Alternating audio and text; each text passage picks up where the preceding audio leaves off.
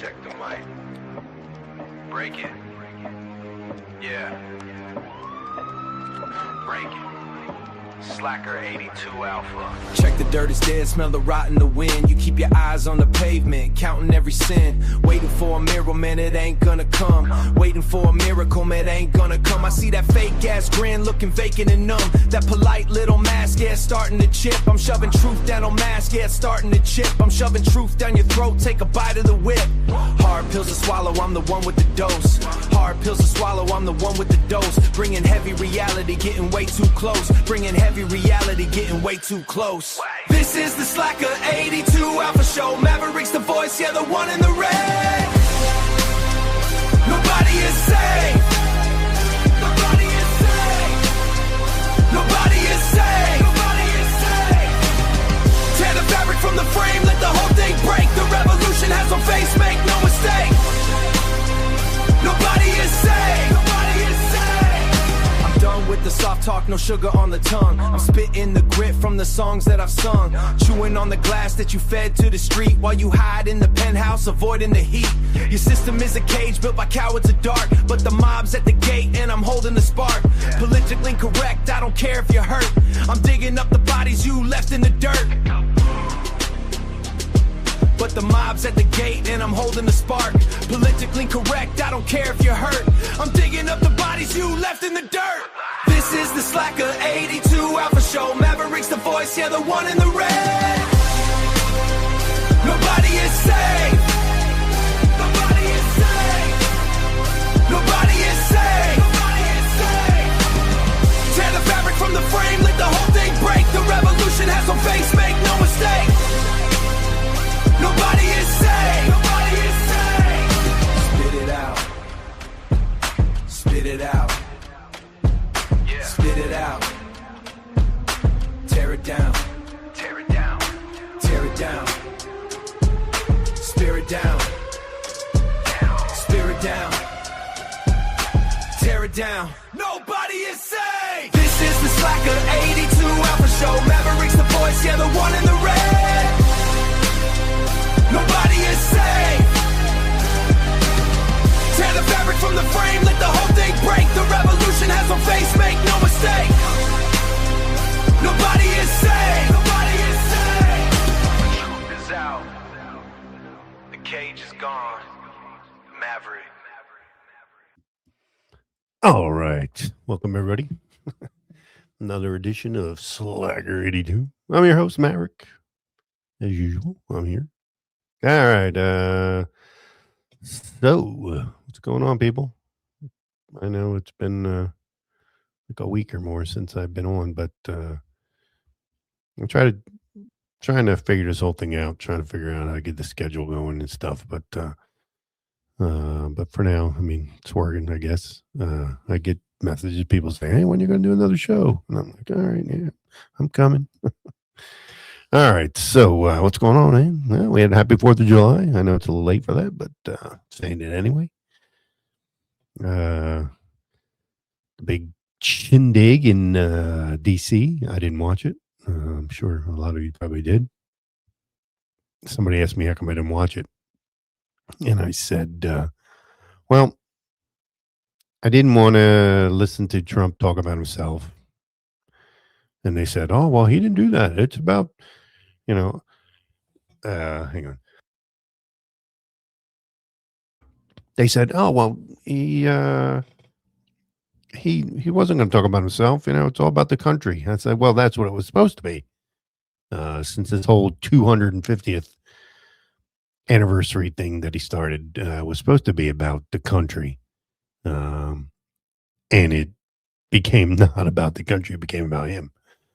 I mean, the failed fair, the UFC fight, all that garbage. Then, you know,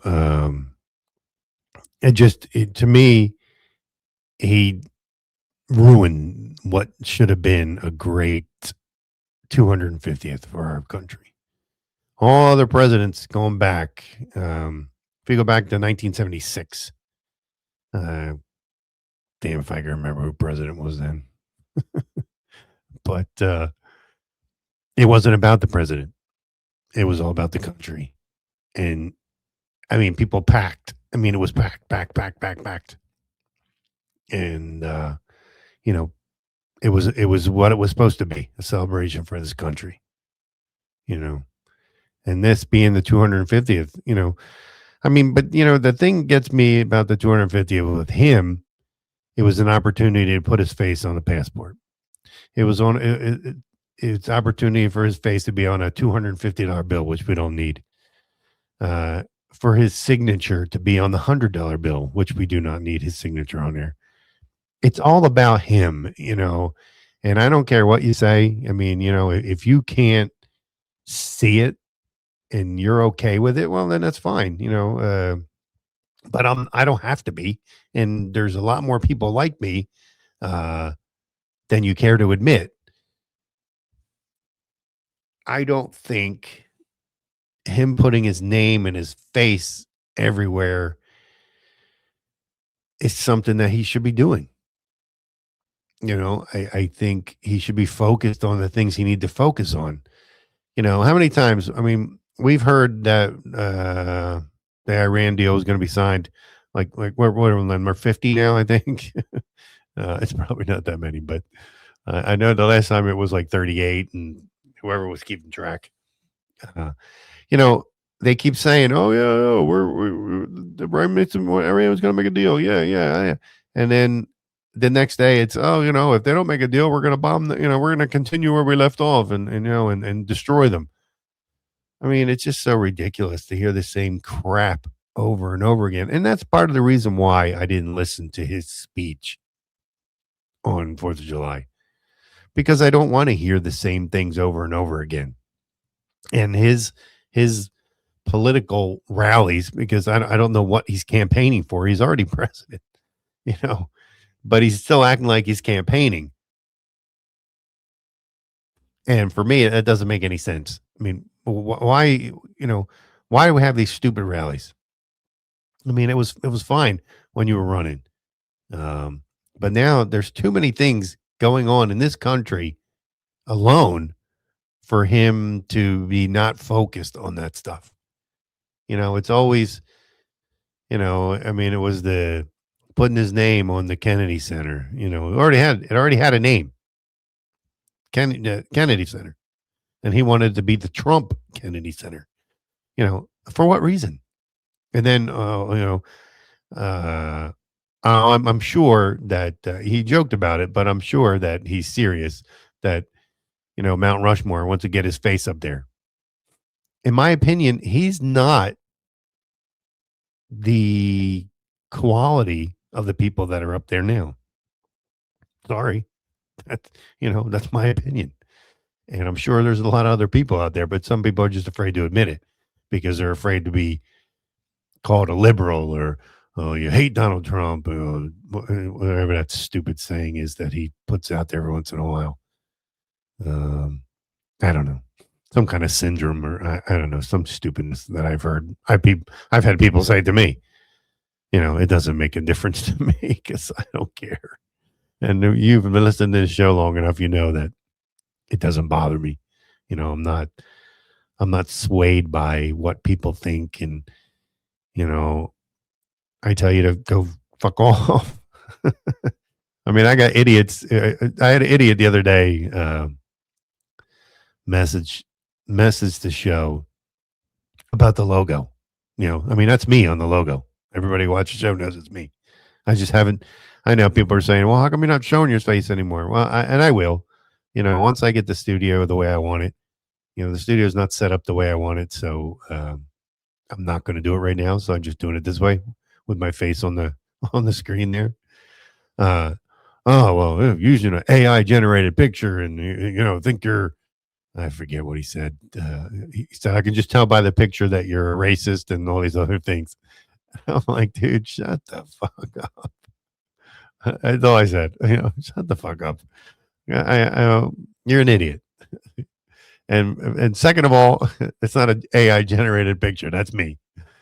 You know, so it's just, you know, you get the idiots out there. You know, I get idiots that text me, you know, email the show, and I get good stuff and I get bad stuff.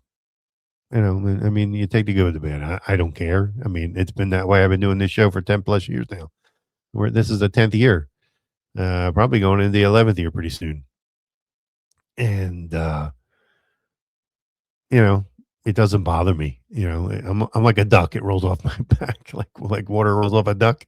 That's the same with me. I don't care. So, all right. So let's get into it here. Let's see what interesting things we have to talk about today. All right. So let's just, all right. So there's this thing between Bruce Springsteen and Trump going on, apparently. Springsteen has been going around and criticizing Trump and stuff like that. And so Bruce Springsteen says he's a patriot for standing up to Trump. I believe in critical patriotism. I kind of believe in that myself. Says Bruce Springsteen said during a recent PBS special, Bruce Springsteen Finding America in Song. That's been being hang on. That being a true patriot is all about coming to face with America's flaws and encouraging the government and your fellow citizens to do better. I believe in critical patriotism, Springsteen said. I believe that the definition of patriot, you know that you love your country so much that you're willing to look at it clearly, recognizing its faults, encourage it to do better, encouraging it to be a better place, and believe that you carry in your heart, the country is way. Okay. So basically what he's saying is, you know, and I've said the same thing basically, is that it's every American's duty to question the government. Because if you don't, what happens is if nobody's questioning them, they're doing whatever they want. And they're just running amok. It's every duty of American citizens to question the government. Look, we all know, I don't care who it is, Trump, Clinton, Reagan, Ford, Bush, whoever, they all lie. Period. You know, everybody, I mean, I hear it all the time. Oh, Trump doesn't lie. He's the only president who doesn't lie. Ah, you're full of shit if you believe that. Because it's not the case. Trump's a liar just like the rest of them. You know, when I first started this, when, you know, I like to say when Trump came down the escalator, that's when this whole show started. And he was a different person then. He wasn't the same guy that he is now. When he first ran his first term, he was green. He knew nothing about politics. I mean, he's a businessman. And he ran on that, you know, and we all loved him saying what we were thinking. You know, everybody, oh, well, he says what America's thinking. You know, and that was great. That's what we loved him for. I mean, you know, he did his best. You know, he was green, and he had the wrong people surrounded him and let him do some stupid things and say some dumb things, and, you know, and just, we didn't get a whole lot done. You know, things that he did get done were good things for the country, period. I mean, you have to be an idiot to say otherwise. But now we'll bring us to 24. That's, I mean, you know, it's a whole nother Trump now. He is not the same guy. And I don't care what you say and how you try to convince me. He is not the same guy from 2016. You know, back then he was a non-politician. Now he's a politician. Clear and simple. That's all he is now. From when he left office in 2020 to when he ran again in 2024, he never stopped being a politician. And that's when he started doing all this stuff. You know, all the other presidents just kind of fade off into the sunset. Not Trump.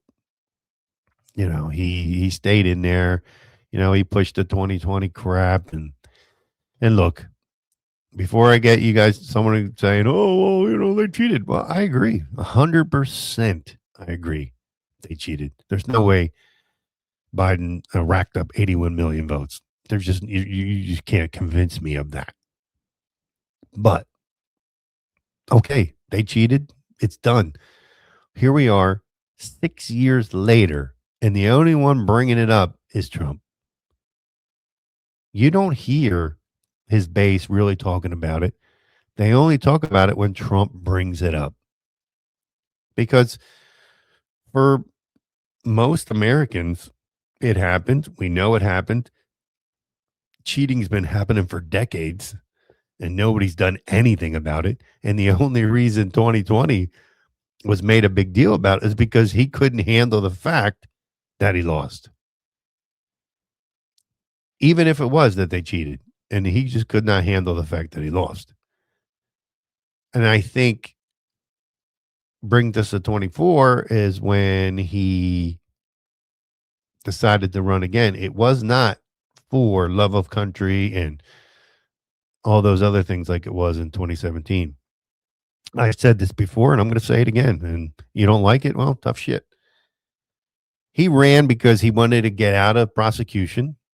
He knew if he became president, he could squash every lawsuit and everything that was against him. And he did that. Good for him. You know, he did. Does he think, you know, if he thinks they're going, I think he's sadly mistaken. I think once he decides, once he's finished, they're going to come after him again. Just like, I mean, and it'll be before that, because if we don't win in the midterms, which I don't believe we will, and it's looking more and more like we won't, and, you know, he's not focusing on the midterms because out of his own words, I don't care about the midterms. You know, he's worried. He's all these primaries. This guy won, and this guy won, and this guy won, but they're beating other Republicans. They're not beating the Democrat yet. It's not election time yet. So don't be too happy that just because you backed a guy that he beat another Republican doesn't mean shit if they can't win the general election. You know. So anyway, back to this Springsteen. So Springsteen remains one of the most political outspoken artists in the Donald Trump era. He recently wrapped up his Land of Hope and Dream tour, which featured plenty of protest songs and jabs at the White House. During the tour opener in late March, the boss took aim at Trump and Pam Bondi. Said the former attorney general, she prosecutes our president's perceived enemies, covers up for his misdeeds, and protects his powerful friends. He later added of Trump, you want to talk about snowflakes? We have a president who can't handle the truth. So, you know, and then Trump battled back. Bad, very boring singer. Bruce Springsteen looks like a dried up prune who suffered greatly from work of a really bad plastic surgeon. Has had long, terrible, incurable case of Trump derangement. There it is. Something referred to as TDS. Trump wrote on social media. This guy's a total loser who spews hate against the president who won in a landslide election, including a popular vote. All 7 swing states, 86% of the countries across America. Counties across America. So there you go. So that's the feud back and forth with them two. I mean, me personally, I don't give a shit because I was never a big Bruce Springsteen fan. I mean, don't get me wrong, he's got some decent music and stuff, but he's not one of my big fans. All right, for all you Swifties out there, I'm not sure how many Swifties are listening to this show, but says Trump reportedly driven crazy over a Taylor Swift wedding after a report. Travis Kelce was livid over the president calling her no longer hot. I mean, honestly, I don't know. These are the things that get me about Trump, is that he involves himself in stupid shit. Like, who gives a crap about Taylor Swift getting married to that other guy? Who cares? So why involve yourself in that? I mean, you're the president of the United States. All the other countries are looking at us. You know, he said the other day, we're not being laughed at anymore, but that's a bunch of horse shit. because things like that that he's getting involved in and saying dumb things are making us a laughing stock. I mean, they may not be saying it out loud, but you can guarantee that they're saying it behind his back. Period. I mean, so okay. Let's see. If we know something about the U.S. President Donald Trump, is that he wants to be the center of attention. During the 4th of July weekend, the United States celebrated its 250th anniversary. The focus was not exactly on Trump or the celebration taking place around the anniversary. Instead, it was New York and Taylor Swift. I didn't even know Swift, who supported Kamala Harris during the past election, is indefinitely more popular than Trump. The people are always excited about weddings, especially big ones, and the combination left people ignoring what Trump wanted them to look at, and the president was reportedly not happy. Well, I guess not, because nobody was coming to that stupid fair that he did. The president expected the headlines to be about America's birthday and his celebration. A White House source told Rob Shutter, "Naughty be nice," instead of his Taylor. While events to celebrate 250th anniversary of the U.S. were held in Washington, New York was all about the wedding and celebrities invited. And the White House made comparison worse by posting an America's Eras Tour graphic, which was modeled after Swift's concert artwork. The internet particularly did not react well. They know they can't. They know they can't outshine Taylor. Another insider told Naughty or Nice, every time they react, they just make her even bigger story. Trump was reportedly so angry that the tension wasn't on him. He questioned whether the city handled permits for the wedding appropriately. He's asking why Taylor gets special treatment. One political analyst said he believes the city rolled out the red carpet for her. So friggin' what? You know what I mean? Who cares? I mean, and why should he? Why should he care? Why should he give a shit about that? I mean, it just doesn't make sense. You know what I mean? That he involves himself in things like that. You know, and I mean, nobody cares. Nobody cares. Except for the Swifties out there, you know, and they care. But the majority of the country doesn't give a shit. Just another wedding. You know, so what? She had it in Madison Square Garden. Big deal. You know, good for them. You know, celebrities came. Good for them. I hope the food was good. Yeah, I don't know. I mean, it just doesn't make any sense why he gets himself involved in things like that. I mean, it really doesn't. I mean, because just the stupid petty things like that, when you got all these other things going on, that you decide to interject. Well, speaking of interjecting, let's see the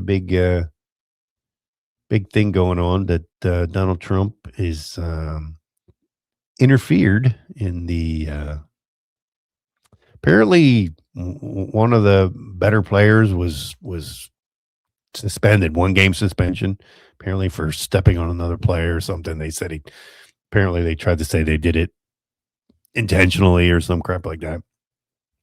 And so when Trump found out about it, he decided, well, let me interfere in this. Let me make a phone call. So he calls the president of I don't know, FIFA or whoever it was. I have no idea because I don't know anything about that crap.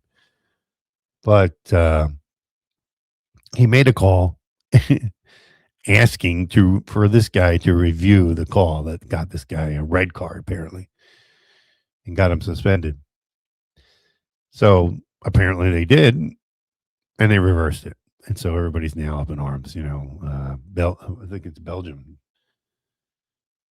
Yeah, Belgium is the coming up game. I don't even know what it is. We could be talking about it. Could be going on right now for all I know.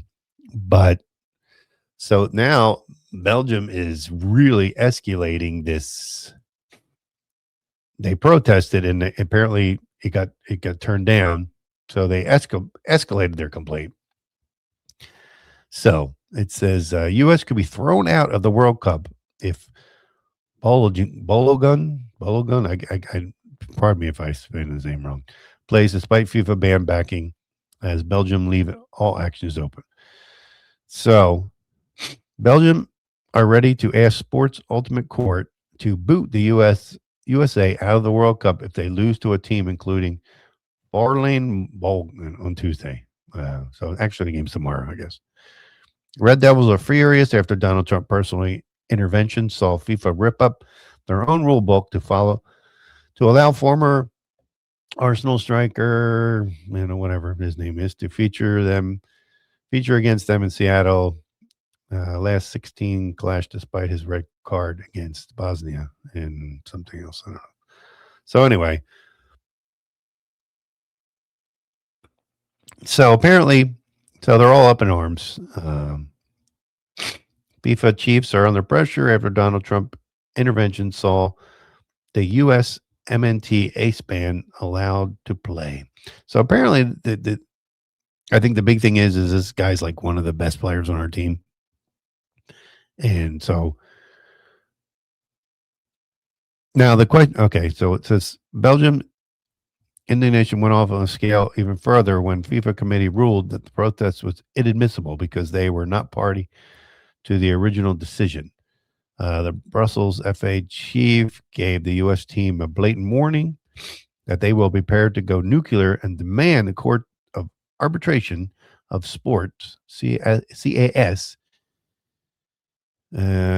kick America out of the World Cup if they lose. Oh, so if he plays and they lose, they're confirming its appeal against Belgium clearance to play has been rejected. Belgium said to date the Royal Belgian FA has not received any grounds for this decision, nor has it received information that has been requested since the start of the procedure.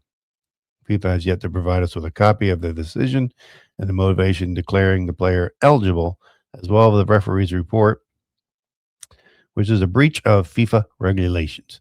So what they're saying is if they lose against the United States, they want the United States kicked out of the tournament. So this whole thing could backfire on Trump. Again, getting involved in something that he should not be involved in. There's absolutely no reason for him to be involved in that. I mean, as the president of the United States, there's no reason. But for him, he believes that, I'm the guy, people are going to listen to me and people are going to do what I want. And so he has to get involved in everything. Something that he should not have. He should have said, look, as bad as it is, whatever, I can't get involved in that because it won't look good. And it doesn't. It doesn't look good for us. And now we're at where it's so now not also does he do that. And then apparently he made some kind of accusation against the ref who made the call of the red card on our player. So let me see what he said. Okay, so Trump confirmed he recalled Infantino, I don't know who that is, after the team's USA round of 32 match against Bosnia and I don't know their country. And he asked the FIFA president to review the foul in the 64th minute. The American striker 25 was just a red card for stepping awkwardly on the right ankle of Bosnia player, triggering a one-game suspension. Trump said, all I did was ask for a review because I didn't think it was a foul. Trump told reporters no it was the money. Now, mind you, Trump knows zip about soccer. Absolutely nothing. He didn't even know what a red card was. So for him to act like I didn't think it was a foul, somebody told him, hey, step in and do something. Make a call and see if you can get it reversed. I thought it was just two great players who crashed into each other and got entangled. But then Trump slammed the referee Rafael Claus of Brazil and warned to check his suspect past. I mean, see, these are the things that just piss me off about him, because he just can't leave it alone. He has to double down and say more stupid shit. I mean, he's already got our team in trouble right now because we don't know what's going to happen with this, what the outcome is going to be. But then he starts this crap about the referee. This referee, who's a little suspect. I don't like to say that because I don't like to create controversy, but very suspect. He doesn't like to create controversy. Now, if that's not funny, I don't know what is. Because he is the biggest controversy stir of everybody. I mean, he has to interject himself into everything, and it's just the most unbelievable. I mean, it just is. If you like, I'll provide you with the past. He made a call nobody could believe. They said, you can't play. That's very unfair. Trump continued by saying he did not know what a red card signified, but when he learned that Balogun would have missed the round of 16, he asked for a review by FIFA. He gave him a red card. I didn't know what it meant. When I started hearing it means they can't play the next game, yeah. I said, oh, that's big. You know, if it happened to another player, it would have been unfair. But when you take your best player, or just about, they have so many great players, you can't. It's one, penalize someone for a game, but how you penalize them for a game they haven't been played in yet? Very unfair. You can't do that. So I asked for a review by FIFA. So, I mean, not only did he get involved in that, then he goes and I think the referee's call was horrible, and nobody talks about that, he said. It just, you know, I mean, then you go and talk about making shit up, you know what I mean? About the ref. I mean, that you know nothing about, you know what I'm saying?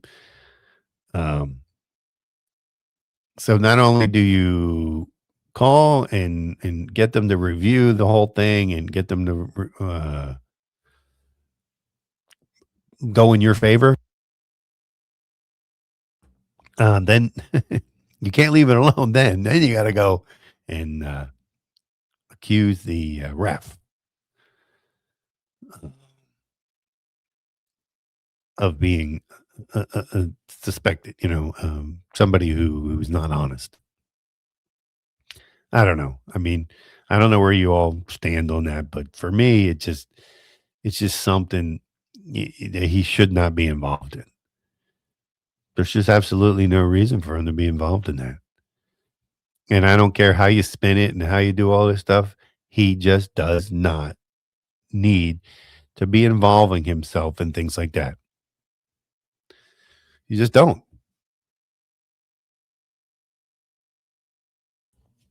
But he did, and could be bad for the United States. We'll see. So let's see what else we got here. Judge rejects Trump's bid to delay the $5.8 million payment to E.JEAN Carroll. So apparently, the woman who claims that Trump sexually assaulted her in a department store fitting room or some crap like that. I don't know when this was, like 50 years ago or something. And Trump denied it. Trump saying he didn't know her, and then pictures came out with him and her together, and you know, all that stupid shit. He gets taken to court, and then he loses. Court says that he did it. You know, that he sexually assaulted her. She gets awarded $5.8 million. And then later, he says some crap about her again. Says that she faming her, calling her allegation a con job, apparently, or something like that. And then she was awarded more money, millions. I don't remember. Oh, let's see if I can find it. How much she was awarded.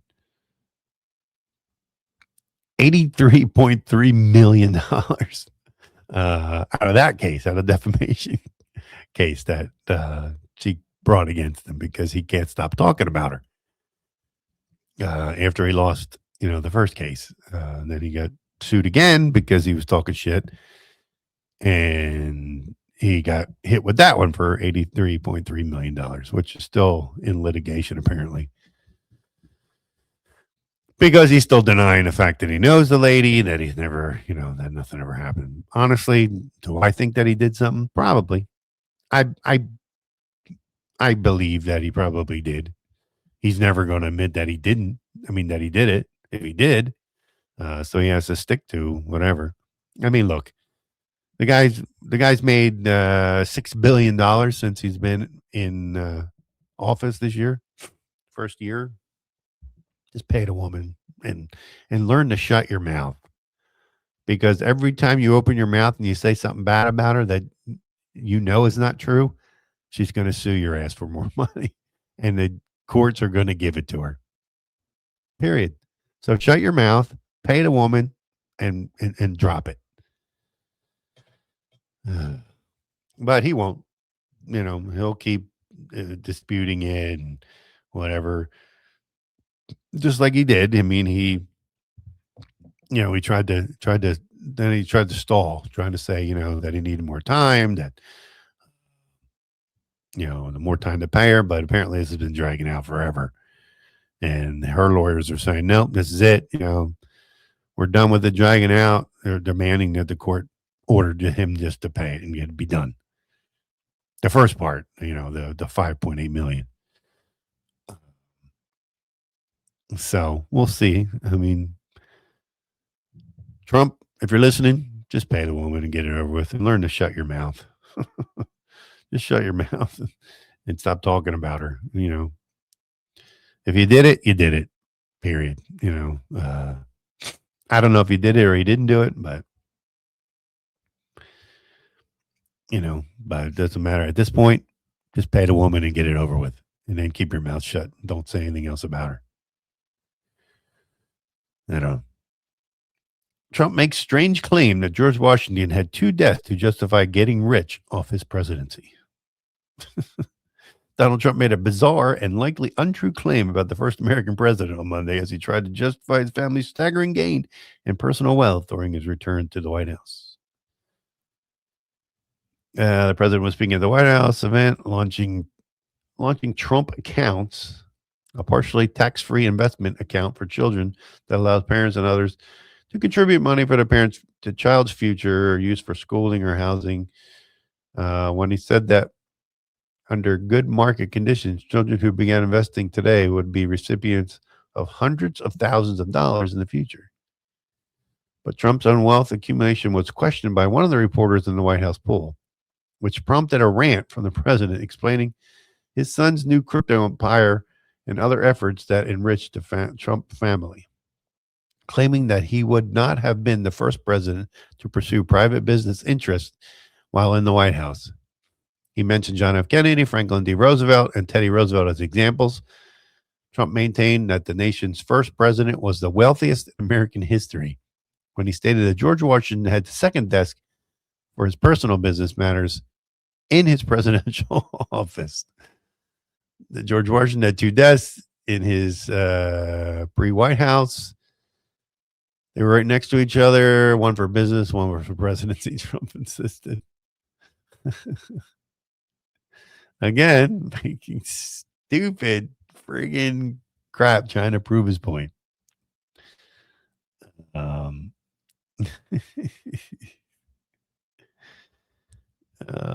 man. I just, you got to feel sorry. You really got to feel sorry for his aides because they just can't keep him quiet. They can't shut him up. And he just doubles down on stupid shit that he says. And, I mean, look, I catch a lot of heat because I'm very critical of Trump. But I think I'm entitled to that. I'm entitled to be critical of him. I voted for him. He's not doing what I voted for him to do. He did the first round. He did. This one, even though I knew deep down that he would not do anything this round except for go after everybody who wronged him. And I mean, he's even exceeded that. I mean, he's doing a lot of just stupid things, this ballroom, this arch thing that he wants to build, and, just a lot of dumb stuff that really nobody cares about but him. Nobody gives a crap. All these people, oh, yeah, that's great. He wants to build another. Oh, we need a ballroom.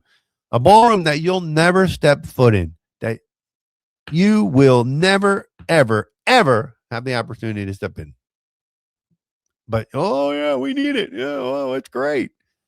He would be more secure if he has a ballroom. Because the White House, the most secure place ever. But he'll be even more secure if he has a ballroom built. At the tune of $100 million from the American people that will have to work to help pay for it. I don't know. Well, okay, enough off of Trump here. Let's see. Here's some good news. So, if you're on your ass sitting for more than 30 minutes a day, and if you're like me, you're sitting in front of your computer, running ads and running promotions and doing all kinds of stuff for your show, and we're sitting at our desk a little more than 30 minutes a day. Sitting or reclining for more than 30 minutes at a time every day may increase cancer risk. Here's a plus, right? I mean, we don't have enough problems already. Now that when you sit on your ass for too long, you are a higher risk to increase your cancer risk. It says breaking up periods of sedimentary behavior with light physical activity such as walking and household chores can reduce the risk. So yeah, so now we have to find time to get up and wander around for a while to help. So sitting or reclining more than 30 minutes at a time each day could be linked to higher risk of dying from cancer. Jeez.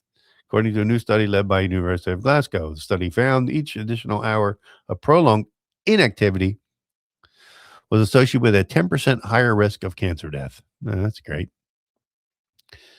So sitting and reclining 30 minutes at a time each day is linked to the higher risk of cancer. A new study has found. Researchers tracked more than 91,000 people, analyzing data from wearable device and following up with them for an average of 12 years, according to University of Glasgow study, which led the study. Data showed that continuous activity for longer than 30 minutes was linked to higher cancer risk. Inactivity, that's that activity. The risk appeared to increase by 10% for each additional hour of continuous inactivity, according to a study published June 2nd in a peer-reviewed medical journal, PLOS Medicine. Researchers also found that breaking up the block of being sedentary with movement can reduce the risk. A vigorous exercise isn't required. Well, so there's some good news for you. If you sit in front of the computer for more than 30 minutes at a time, you're giving yourself a chance of dying of cancer. So they want you to, it says risk of dying of cancer was 12% lower when 1 hour of sitting was replaced with light physical activity daily. Physical activity could be slow walking or house chores such as ironing or washing the dishes. There you go, guys. Just get out once in a while, go clean a dish, fold some laundry, do something like that, and you're good to go.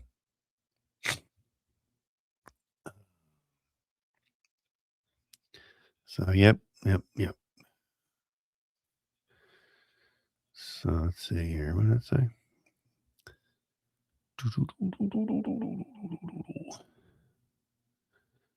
Trump teases inviting former President Obama, Bush, and Biden to the White House to watch the game. So he's going to watch. Yeah, that'll never happen. Okay. All right. What else we got here? I think that was. If I have any other things here, let's see. So it's going to be interesting to see what happens with the World Cup thing. It doesn't appear that Belgium is going to let this go.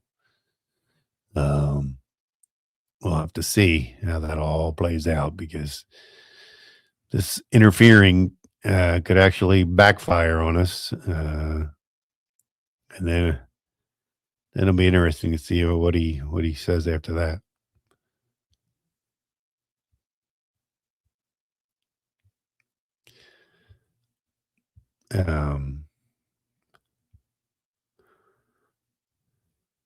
Yeah, so I don't know. All right, so what was I doing? I'll see if I can find anything else that was interesting.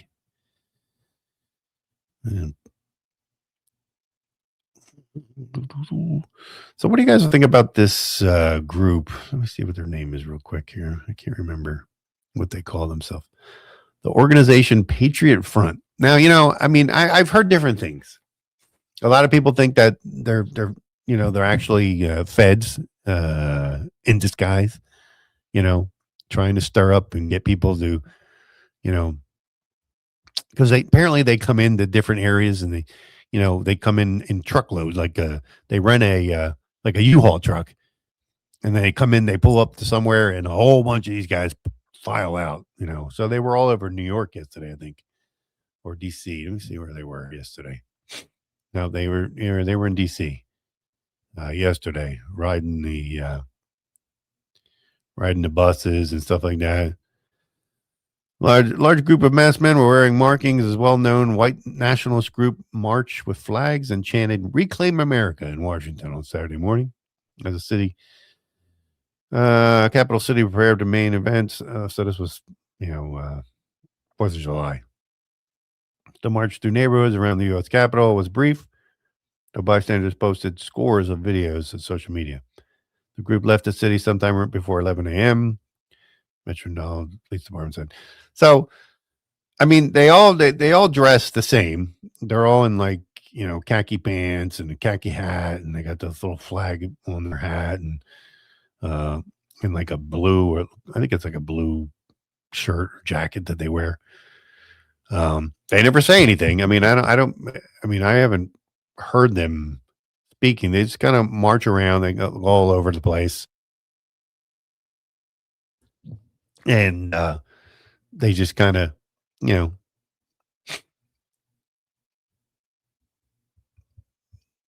just to be heard. But then, but in the little groups that I've been in, people say that, they think that they're feds, just trying to start stuff, to get people riled up. Which, hey, would it surprise me? No. It wouldn't surprise me if they were. I mean, I don't give a shit one way or the other. I mean, they don't seem to be causing that much of a stir. I mean, it's just like like I said, they come for wherever they go, but they're not there long. You know what I mean? They're there to be noticed, to get noticed, and then they leave. I don't know how they got labeled a white nationalist group. I mean, I don't really know that much about them. I mean, I've seen them, only because they stand out, because they all look alike. They have masks on their face, so you can't see who they are. But they're all dressed exactly alike, and they're carrying flags or whatever.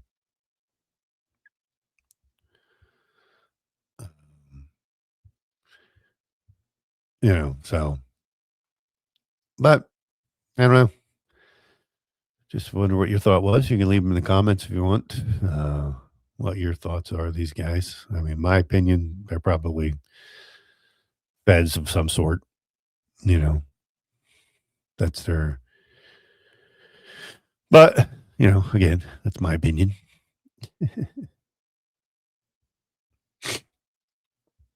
Oh, man.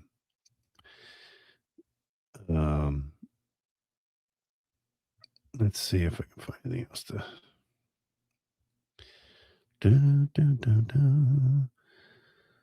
So, how about you baseball fans out there? Anybody baseball fan? My team, Red Sox. We're on a 10-game winning streak, which is a good thing. You know, we're in last place. We swept the Yankees. I was happy about that.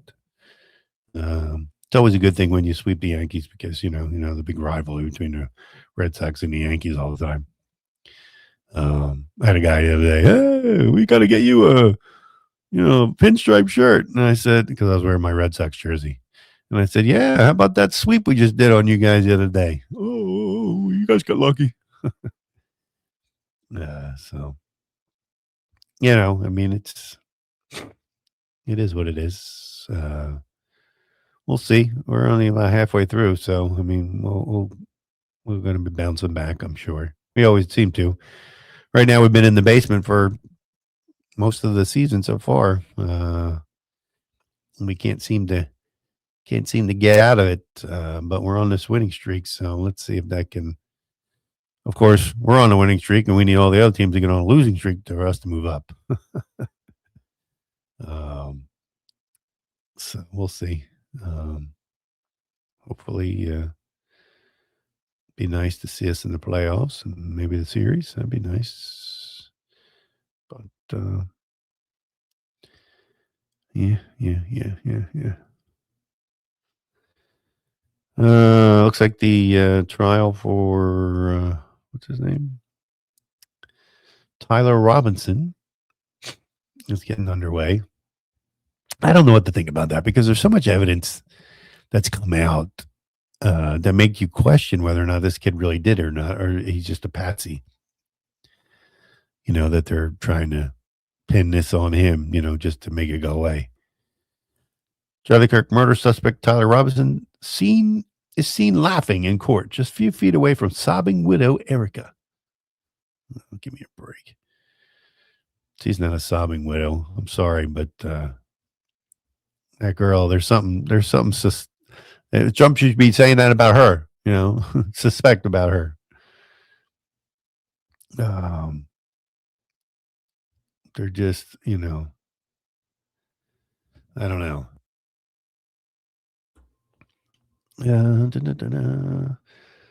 I mean, but there's so much little weird things going on in this case where the judge is not allowing certain things, and the defense is arguing against, and the judges. I mean, it seems like they're just rushing to end this thing. You know what I mean? Pin it on this guy and be done. So everybody stops questioning it. But I think the fact that they're doing that is bringing more attention to the little facts, the little things that are coming out. So we'll see. I don't know. I mean, it'll be interesting to see how this whole thing plays out because, I mean, from what I heard, I mean, they couldn't even match the bullet to his gun, the gun that they supposedly said he had. So it's interesting. And then his boyfriend or girlfriend, boyfriend, I mean, it was a guy, disappeared. I mean, they have them. I think the prosecution has him as a witness or something. But this guy, right after it happened, this guy just kind of disappeared, and nobody knew where he went.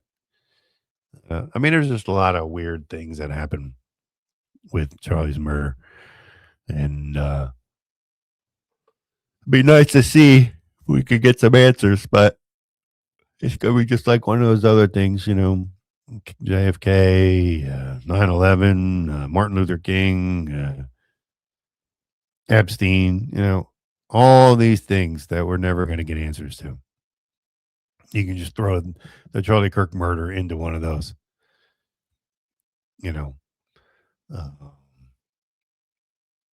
It's a shame that it has to be that way, but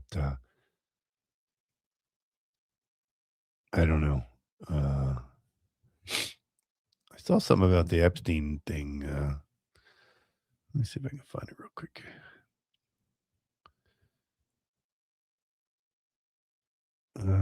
Yeah, it says Epstein moved millions through mysterious Virgin Island bank right before arrest. So in the months leading up to Jeffrey Epstein's arrest on federal sex trafficking charge on July 6, 2019, a U.S. Virgin Island bank he owned, small U.S. Virgin Island bank he owned that he had employed no one and laid dormant for years suddenly came alive. A fury of transactions totaling more than $20 million passed through the bank, named Southern Country International, from April to July of that year, according to Miami Herald investigation based on recent release documents of the U.S. Justice Department. Months after the disgraced financier was found dead in a Manhattan detention facility, August 10th, an additional $25 million was moved through the Southern Country, with roughly a quarter of that coming from unspecified sources. So, I don't know. It'll be, yeah, I mean, that's just one of those things that we're never going to get answers to. We're never going to know who these pedophiles were. I mean, that were on the island. I mean, because Trump and the administration will not, whether Trump was there or wasn't there, we still need to know. I say release everything, names and everything, and let the chips fall where they may. Whoever was there, sorry, you're all going down. My opinion, but we'll never see it happen. All right. Well, I think that's it for today. I appreciate everybody coming out tonight. And everybody listening on Paisley Radio, UG Media, Cast Radio, all my guys in the UK. Appreciate you guys playing our show. And all right, we'll be back. Maverick's out of here. Check the mic. Break it. Yeah. Break it.